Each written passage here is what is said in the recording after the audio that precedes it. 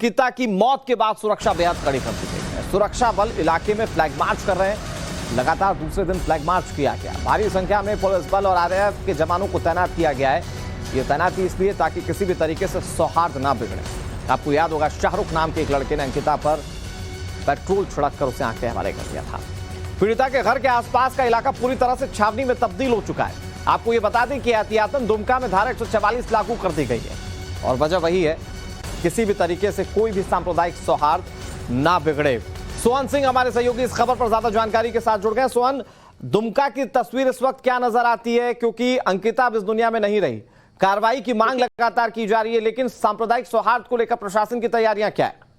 देखिए, Jharkhand police alert है इस पूरे मामले में। और जो दुमका में अंकिता की जो मौत हुई थी, उसके बाद बीजेपी के तमाम नेता आज दुमका पहुंचने वाले हैं। इसको देखते हुए दुमका प्रशासन वहां पर अलर्ट है। आरएएफ की जो टुकड़ी है वहां पर उसको तैनात किया गया, फ्लैग मार्च किया जा रहा है और ये बताने की कोशिश की जा रही है कि कोई भी कानून अपने हाथ में नहीं ले, लोग घरों से निकल कर कहीं प्रदर्शन नहीं करे।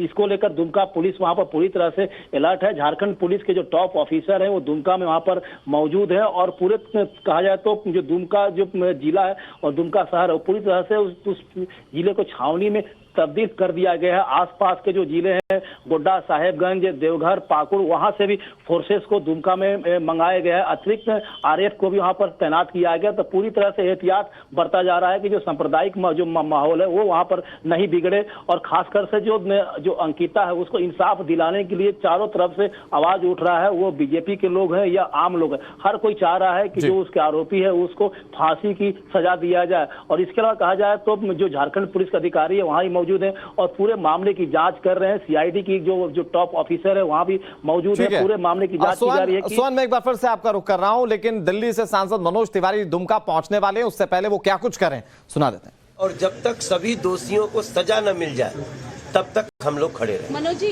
वैसे तो आपने बता ही दिया है लेटर के बारे में, लेकिन क्या उम्मीद है इस लेटर से? क्या इन्वेस्टिगेशन की दिशा में जाएगी जो लगातार ये कहा जा रहा है? 100% मेरा विश्वास है इस लेटर पे माननीय एलजी साहब जरूर संज्ञान लेंगे, क्योंकि ये हमारा जो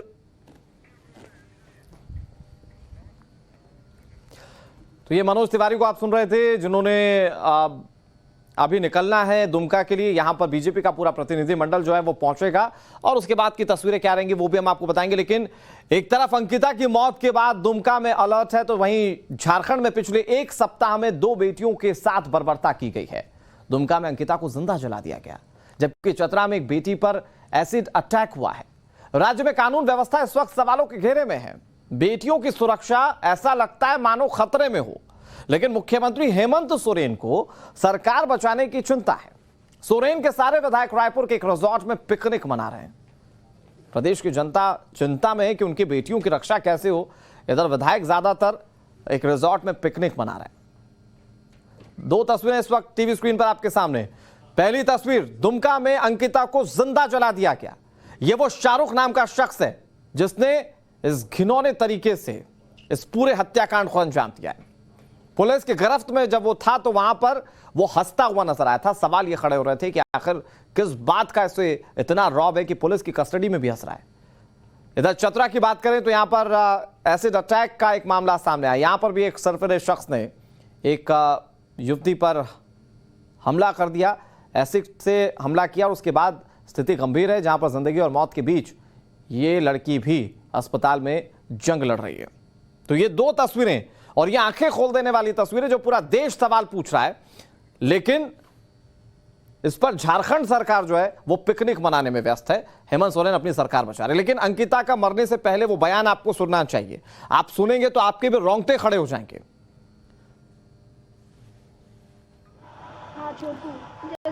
हम घर में अपने पापा को तो अंकिता का मरने से पहले का बयान, हम रात घर में सो रहे थे और उसके बाद ये पूरा घटनाक्रम सामने आया। जब अंकिता से सवाल पूछा गया, जब वो थोड़े से होश में थी, तो उसने अपनी जुबानी सारी बातें कही।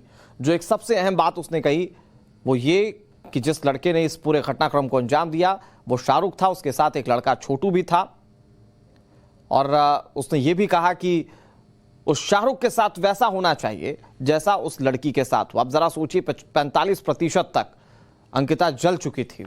उसके इलाज के लिए उसके परिवार वाले भटकते रहे, लेकिन आखिरकार उसकी जिंदगी नहीं बचाई जा सकी।